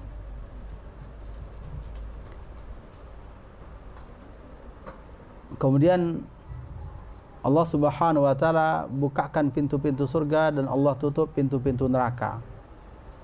Mempunyai makna yang sebenarnya, Allah benar-benar bukakan pintu surga dan benar-benar tutup pintu neraka. Dan juga mempunyai makna yang lain, tidak membatalkan makna yang pertama, bahwa Allah membukakan pintu kebaikan-kebaikan dan menutup pintu-pintu keburukan. Maka apapun kebaikan yang bisa kita lakukan untuk diri kita dan untuk berkhidmat untuk kaum muslimin pada bulan Ramadan ini tetap mempunyai nilai yang besar di sisi Allah Subhanahu wa taala. Ikhwas sekalian yang dirahmati Allah, barangkali kegiatan Sirkah Ta'uniyah dalam melayani masyarakat dalam menguburkan dan apa belum pernah mendapatkan Ramadan. Belum ya? Udah tahun dulu sudah ya berarti. Ya. Ini ikhwas sekalian yang dirahmati Allah, Ramadan penuh tantangan. Antum berpuasa, antum merasakan pada saat-saat hari berpuasa melakukan amalan seperti ini, berkhidmat untuk kaum muslimin, itu berat. Itu berat. Maka mohonlah kepada Allah Subhanahu wa taala dengan ya usaha tersebut pada bulan Ramadan ini lebih dikuatkan lagi, sehingga kita tidak merasa jemu dan tidak merasa bosan dan tidak merasa lemah karena datangnya bulan Ramadan. Karena bulan Ramadan kita anggap sebagai suatu bulan amal, bulan kekuatan untuk beramal, kekuatan untuk mentakwakan diri kepada Allah Subhanahu wa taala. Karena Allah Subhanahu wa taala berikan kepada kita bekal yang kuat, semangat yang tinggi.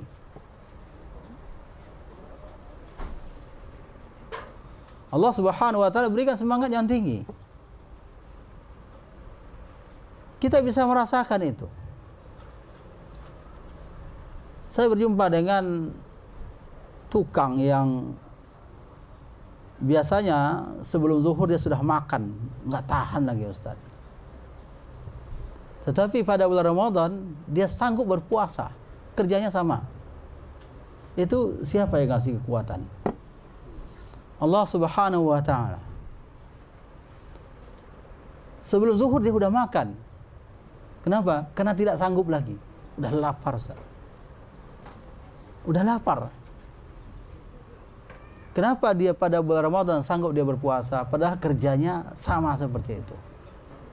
Karena kekuatan. Pada bulan Ramadan ini Allah berikan kekuatan yang luar biasa. Selain daripada iman yang Allah berikan pada puncak yang tinggi, yaitu muraqabatullah, Allah Subhanahu wa taala berikan juga semangat kerja dan semangat amal saleh. Maka kita lihat orang berbondong-bondong datang ke masjid Allah. Kenapa demikian? Karena semangat beribadah. Semangat beribadah. Orang banyak berinfak. Kenapa? Semangat ibadah. Allah berikan itu. Itu hadiah dari Allah. Maka hendaklah kalian bertakbir kepada Allah. Kata Allah Subhanahu wa taala, "Wa litukmilul iddata wa litukabbirullaha ala ma hadakum wa la'allakum tashkurun." Agar kalian menyempurnakan bilangan puasa tersebut dan agar kalian mengagungkan Allah atas hadiah yang Allah berikan kepada kalian. Hadiah yang paling besar adalah hadiah keimanan, dan hadiah setelah itu apa? Hadiah semangat untuk ibadah. Semangat dalam beribadah Allah berikan hadiah. Ini adalah hidayah. Hidayah itu asalnya adalah hadiah. Pemberian Allah Subhanahu wa taala, hadiah itu. Yang tidak kita dapati pada waktu lain. Sulit. Rasulullah saja tidak mendapati hadiah yang seperti itu pada waktu yang lain. Maka dikatakan oleh Ummul Mukminin bahwa dia adalah khairan nas atau ajwadun nas, orang yang terbaik. Yang paling baik adalah pada bulan Ramadan. Apakah Rasulullah bisa melakukan di luar Ramadan? Dia paling baik di antara manusia melakukan amalan. Tetapi ada paling baik lagi. Kapan? Ramadan. Di bulan Ramadan paling baik. Dan juga di bulan Ramadan paling pemurah. Rasulullah paling pemurah. Di luar Ramadan dia paling pemurah. Tidak ada orang yang mengalahkannya. Pada bulan Ramadan dia lebih pemurah lagi. Ini menunjukkan bahwa apa? Allah berikan nilai yang sangat tinggi pada bulan Ramadan. Tidak didapati pada waktu-waktu yang lain. Ikhwah sekalian yang dirahmati Allah, kita manfaatkan apa yang bisa kita lakukan. Maka itu yang kita perbuat dengan ikhlas kepada Allah, berharap kepada Allah, dan jangan kita menyandarkan diri kita pada diri kita dan kemampuan kita. Kita harus tetap minta tolong kepada Allah Subhanahu wa taala. Diri kita ini lemah. Diri kita lemah, kalaulah kita tidak mendapatkan pertolongan daripada Allah, maka mana bisa kita berbuat seperti ini? Diri kita ini lemah. Kalaulah tidak mendapatkan pertolongan Allah, maka kita tidak akan bisa berbuat. Maka kita akui, ya, ihdinas siratal iyyaka na'budu wa iyyaka nasta'in. Hanya kepada Engkau kami minta tolong ya Allah. Kami ini lemah ya Allah. Kalaulah tidak kamu berikan pertolongan kepada kami untuk ikhlas, untuk beribadat. Kalaulah kamu tidak berikan kepada kami pertolongan untuk kuat di dalam beramal. Tidak berikan pertolongan kepada kami untuk melakukan kebaikan, maka kami tidak akan bisa melakukannya. Kalaulah Engkau ya Allah tidak memberikan pertolongan kepada kami untuk menjaga persatuan kami, kami tidak akan bisa mempertahankannya. Kalau ya Allah, Engkau tidak berikan pertolongan untuk menjaga hati kami, kami tidak akan bisa menjaganya, maka kami akan berpecah belah. Maka kita jangan lupa minta pertolongan kepada Allah, dan juga jangan lupa mohon doakan kawan-kawan. Pada pertemuan doa dai dan juga penggiat dakwah, saya sampaikan bahwa kita utamakan mendoakan diri kita dan diri saudara-saudara kita. Karena mendoakan diri saudara-saudara kita, faedahnya juga akan berbalik kepada diri kita. Bahwa doa itu sendiri adalah ibadah. Ini yang pertama. Doa yang kedua, yang faedahnya yang kedua adalah hilang rasa sakit hati kita kepada saudara yang kita doakan. Karena kita ingin saudara itu mendapatkan kebaikan, hilang rasa dengki, hilang rasa iri. Kita dapati saudara kita ada hal-hal yang mengganjal pada diri kita, ada hal yang tidak senang, doakan dia kepada kebenaran, kebaikan. Hilang rasa sakit hati kita akan hilang. Kemudian malaikat mengatakan kepada orang yang mendoakan itu, walaka mithlu ma tad'u lahu. Engkau akan mendapatkan ganjaran sebagai engkau mendapatkan pengabulan sebagaimana yang engkau doakan untuknya. Kemudian selain daripada itu, andai kata Allah Subhanahu wa taala mengabulkan doa yang kita doakan kepada saudara kita, kebaikan untuk diri kita atau saudara kita? Untuk saudara kita dan kita. Saudara kita menjadi baik, kita juga menjadi baik.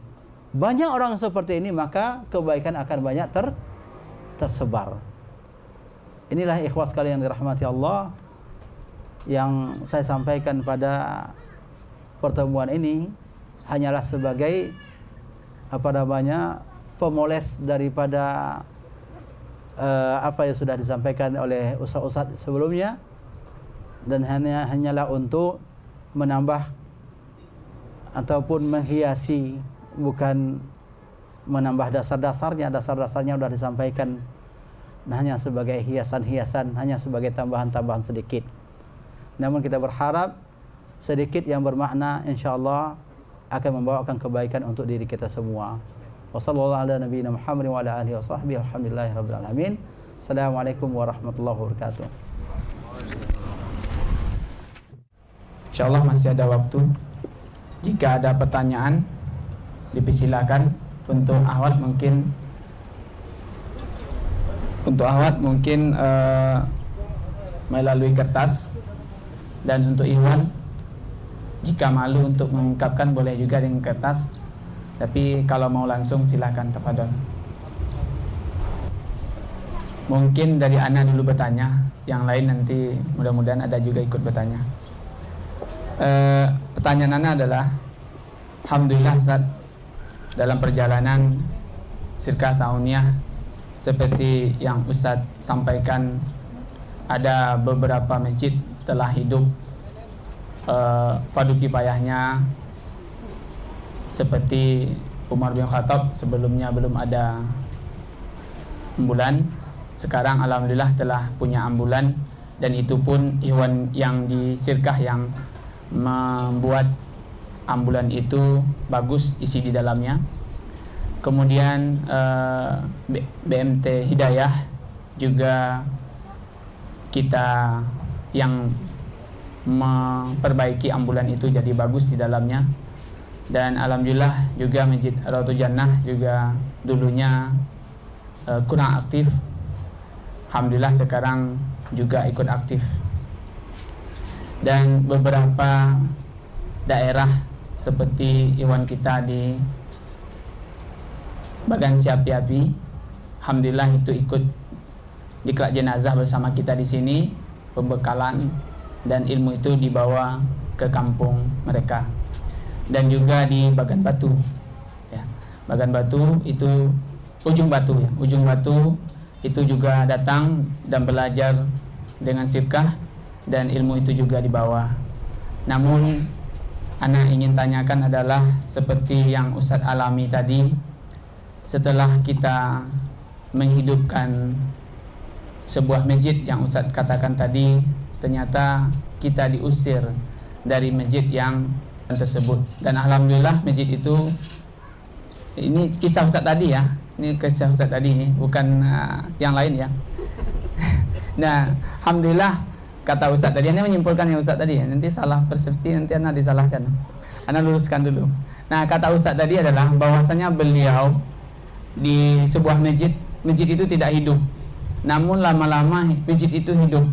Tetapi ternyata kata masyarakat itu, Anda tidak pakai zikir, maka afwan, jangan di sini lagi. Namun alhamdulillah masjid itu berjalan sampai sekarang, itu kata beliau. Yang pertanyaan Ana adalah, bagaimana hati kami? Alhamdulillah beberapa masjid telah hidup fardu kifayahnya, dan jangan ada rasa di antara kami, wah job kami di sirkah dah berkurang nih karena hidup fardu kifayah di tempat lain. Dan kami jujur Ustaz katakan, ketika sirkah ini kurang kegiatan fardu kifayahnya, ada rasa yang kurang di hati kami. Rasanya bagaimana untuk mengungkapkan, kalau pepatah Minang mengatakan taraso lai tak kecek nindak. Jadi Ana minta nasihat kepada Ustadz untuk Iwan yang bergerak di lapangan dan Ahwat yang bergerak di lapangan, bagaimana hatinya itu tetap di dalam kebaikan, di saat kebaikan-kebaikan sebelumnya sibuk, sekarang alhamdulillah disibukkan lagi dengan kebaikan-kebaikan yang ada. Bagaimana kebaikan yang dilakukan oleh orang lain itu kita merasa seperti yang Ustaz rasakan, bahwasanya itu adalah amalan sebelumnya tidak hidup, kemudian hidup. Mungkin tafadhol kepada Ustaz, kami persilakan. Pertama yang saya menyampaikan tadi bukan dalam tujuan adalah menampilkan amalan, tetapi adalah dalam tujuan bagaimana kita ingin berbuat dan ada pengaruh daripada perbuatan kita. Ada yang bisa dikembangkan oleh orang lain, ada yang bisa dilaksanakan oleh orang lain, dan juga ada orang yang ikut serta berbuat sebagaimana yang kita lakukan. Karena sebelumnya kita juga telah didahului oleh orang lain berbuat, ya. Sebagaimana tadi Ustaz Al-Asri, bahwa tidak adanya serikat tawuniyah juga orang bisa berbuat, kan gitu. Iya. Berarti orang sudah berbuat sebenarnya, dan kita hanya ingin meramaikan keadaan dan ingin ikut serta juga berbuat sebagaimana orang berbuat. Yang jangan sampai ketika kita tidak lagi atau tidak bisa berandil pada satu tempat karena kita sudah berbuat, jadi kita kecil hati. Tetapi kita berharap Allah Subhanahu wa taala itulah sebagai amalan timbangan yang memberatkan timbangan amalan kita nanti pada hari kiamat. Karena tujuan kita berbuat bukan bekerja keras. Bisa saja orang yang amalannya sedikit tapi ganjarannya lebih besar. Sehingga ada kaidah yang pernah disebutkan oleh Syekhul Islam Ibnu Taimiyah, bahwa ganjaran itu dinilai sejauh mana manfaatnya yang besar, bukan kerjanya yang besar, tetapi manfaatnya yang besar. Bukan karena kerjanya yang besar, tetapi manfaatnya besar. Jadi orang bekerja manfaatnya besar, maka ya lebih besar nilainya daripada kerja yang besar. Itu sebagiannya. Coba kita lihat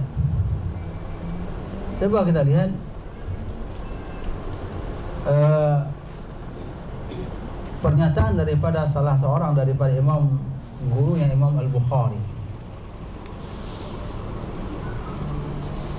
yang menyebutkan Imam Bukhari mengumpulkan hadis.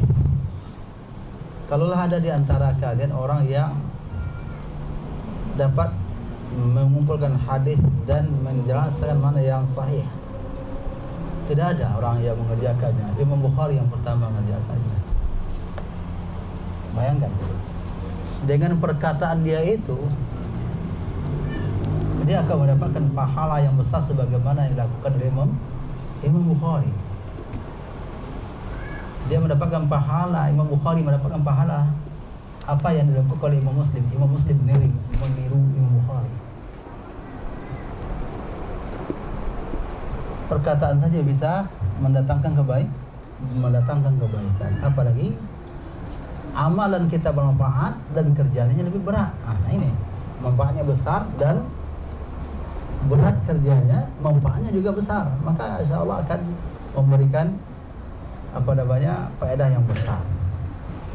Kalau masuk di dalam hitungan-hitungan kerja itu adalah jaza duniawi, ganjaran duniawi, adalah yang bisa membuat kita kecewa. Tapi kalau kita tidak melihat jaza duniawi, ganjaran dunia untuk perbuatan kita atau untuk amal kita, insya Allah kita tidak akan kecewa, insya Allah. Dan jangan sampai kita merasa berkecil hati. Walaupun tetap ada, ya kecil hati itu bisa saja ada. Ini adalah sifat manusiawi. Rasa tidak bisa menerima kenyataan kadang-kadang bisa juga. Rasulullah juga bisa. Ketika Rasulullah SAW berjumpa dengan Wahsy, Rasulullah SAW tidak mau lagi berjumpa dengan Wahsy. Kenapa? Dulu pamannya. Gak bisa Rasulullah menghilangkan kesedihan di dalam hatinya. Karena Wahsy ini yang membunuh Hamzah dengan curang. Rasulullah SAW suruh dia pergi, jangan menjauh, jangan sampai jumpa lagi dengan Rasulullah.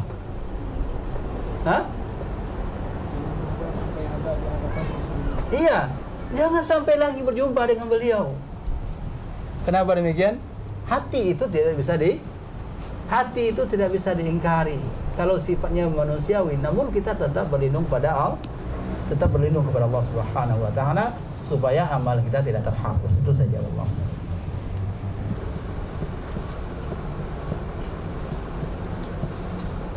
Ini pertanyaannya juga hampir sama ini. Ya, maka udah menyatu perasaan kayaknya. Usulan Ustaz, untuk kemajuan kita bersama, bagaimana semua relawan yang ada di masing-masing masjid sunnah di Pekanbaru ini kita ada persatuannya, sehingga seperti contoh kami yang akhwat yang ada sudah ikut relawan sana, tidak boleh ikut relawan sini. Kan sama kan pertanyaannya itu? Oh ini kami udah punyanya, nggak boleh ikut, jangan ikut lagi. Ya kami udah mandiri kan gitu, sama artinya. Kami sudah mandiri, jangan ikut lagi. Ikhlas sekalian yang dirahmati Allah, ya. Coba kita pikirkan, berarti kerja kita lebih ringan gitu saja. Kerja kita lebih ringan. Kita sudah bisa menghidupkan itu, kita sudah bisa mendorong masjid-masjid lain untuk melaksanakannya. Alhamdulillah, kerja kita sudah ringan. Coba antum sekarang antum 24 jam, besok tinggal 20 jam umpamanya. Kan lebih ringan jadinya. Ya kan? Iya. Alhamdulillah lebih. Tapi faedah daripada sunnah hasanah yang dilakukan, insyaallah berfaedah terus insyaallah. Ke depan umpamanya jam kerja kami hanya 12 jam umpamanya. Faedahnya akan tetap berjalan insyaallah. Ya. Barangkali ada saja nanti umpamanya, ya orang syarikat, biarlah kami yang menangani masalah siang, yang malam-malam antum umpamanya. Iya kan? Iya. Yang siang biar kami yang ada di kota, yang malam antum karena kalian lebih cekatan umpamanya dalam menangani dalam setiap waktu. Ya umpamanya. Andai-andai seperti itu, alhamdulillah. Walaupun demikian, ini masing-masing kita tetap harus melaksanakannya itu karena Allah Subhanahu wa taala. Ya. Ya, lanjut. Pertanyaannya ini, kalau bulan Ramadan kan disunahkan membaca Al-Quran yang banyak, tapi beramal yang banyak termasuk Al-Quran. Kalau orang yang selama ini di luar Ramadan dia baca Quran sekalian artinya. Nah, ketika Ramadan, kalau kita baca artinya jumlah ayatnya kan makin pendek, artinya kita baca 1 jam. Kalau kita baca artinya, jumlah ayatnya atau suratnya kan makin singkat. Mana yang terbaik, Ustaz?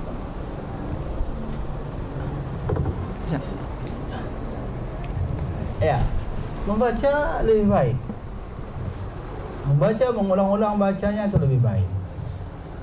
Namun yang dengan artinya tadi. Iya, dengan membaca Al-Quran saja lebih banyak, insyaallah akan lebih baik.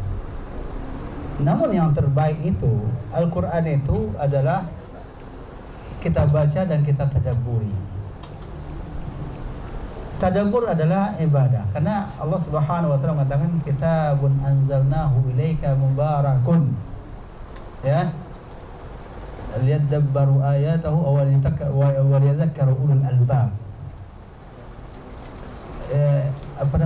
Kitab yang kami turunkan kepada engkau adalah kitab yang mubarak. Agar apa? Agar ditadabburi ayatnya dan agar diingat oleh orang-orang ulul albab, orang yang bisa memahami. Nah, ini di sini yang paling baik adalah membaca dan memahami, membaca dan memahami.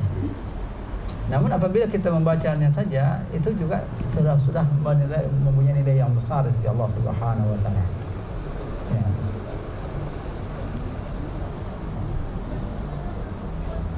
Yang paling baik saya nggak tahu mana yang paling baik. Karena ada penilai Allah.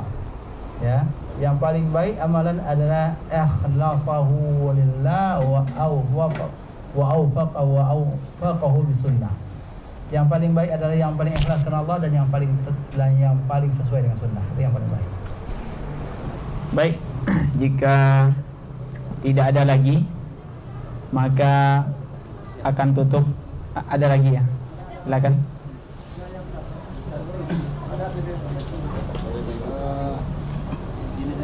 Mungkin ini kita sendiri mengalaminya gitu kan. Terkadang kita inginnya diberikan ujur, tapi kadang kita susah memberikan ujur kepada orang lain. Kita inginnya diberi uzur terus, tapi kita susah memberikan orang lain uzur. Nah, itu hati sebetulnya itu. Ya. Ada pertanyaan bahwa kita ini ingin mendapatkan uzur daripada orang lain ketika kita payah memberikan uzur kepada orang lain. Jangan kita masuk kepada orang-orang yang curang. Ini saja.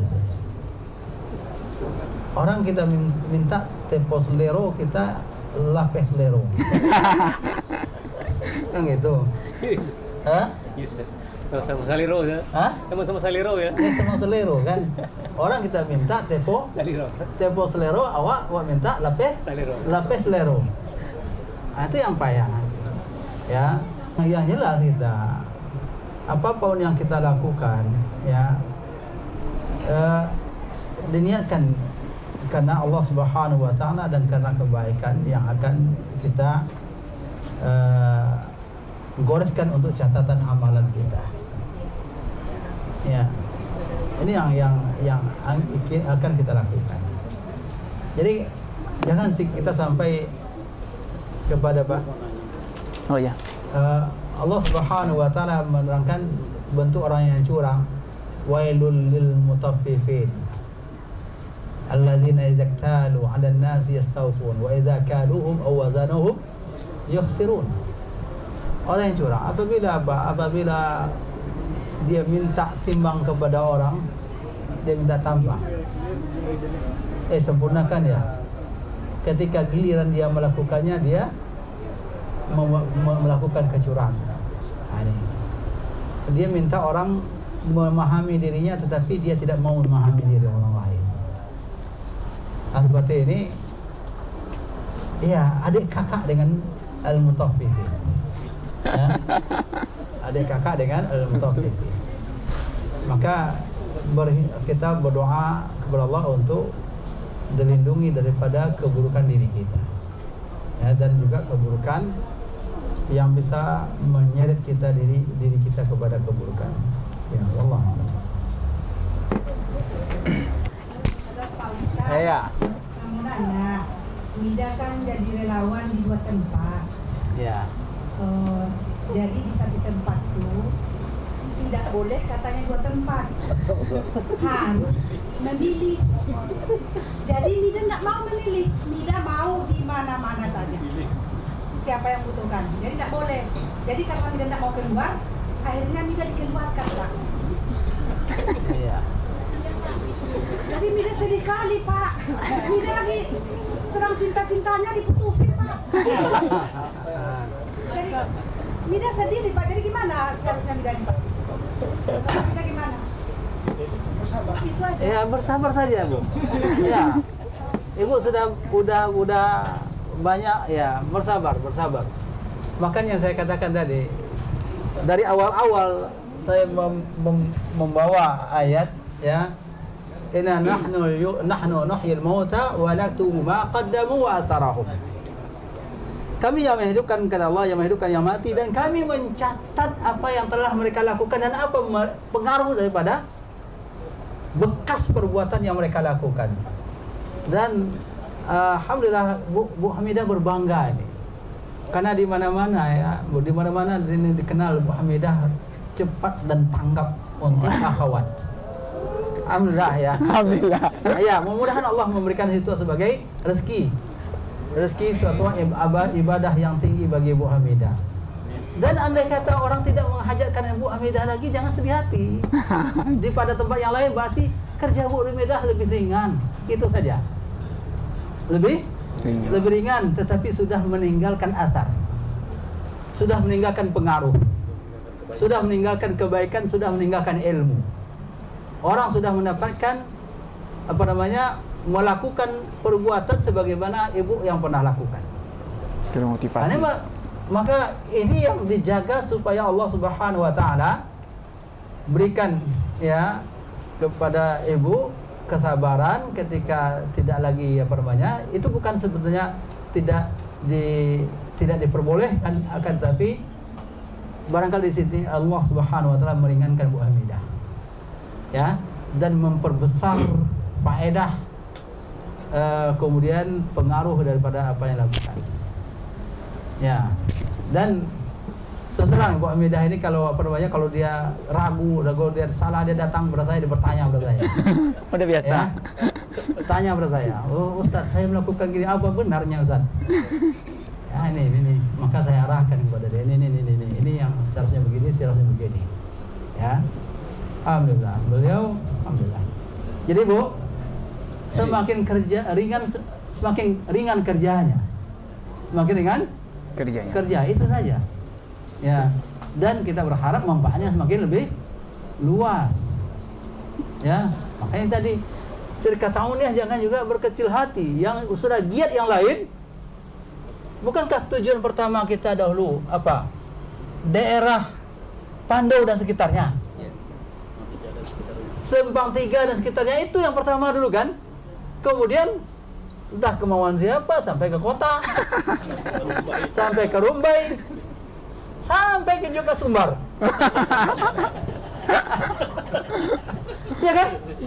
Sampai ke Sumbar. Nah, itu kemauan siapa itu? Ya kan? Nah, itu ya. Jadi kita apa? Karena kita ingin berbuat lebih luas. Ya, kita ingin berbuat lebih luas. Ketika Allah Subhanahu wa taala mudahkan kita berbuat, maka lakukan. Itu saja. Wallahu a'lam bishawab. Kita cukupkan sampai sini? Ya. Assalamualaikum warahmatullahi wabarakatuh. Waalaikumsalam warahmatullahi. Baik, terima kasih kami ucapkan kepada Al-Ustaz telah menyampaikan tausiah dan nasihat kepada kita semua.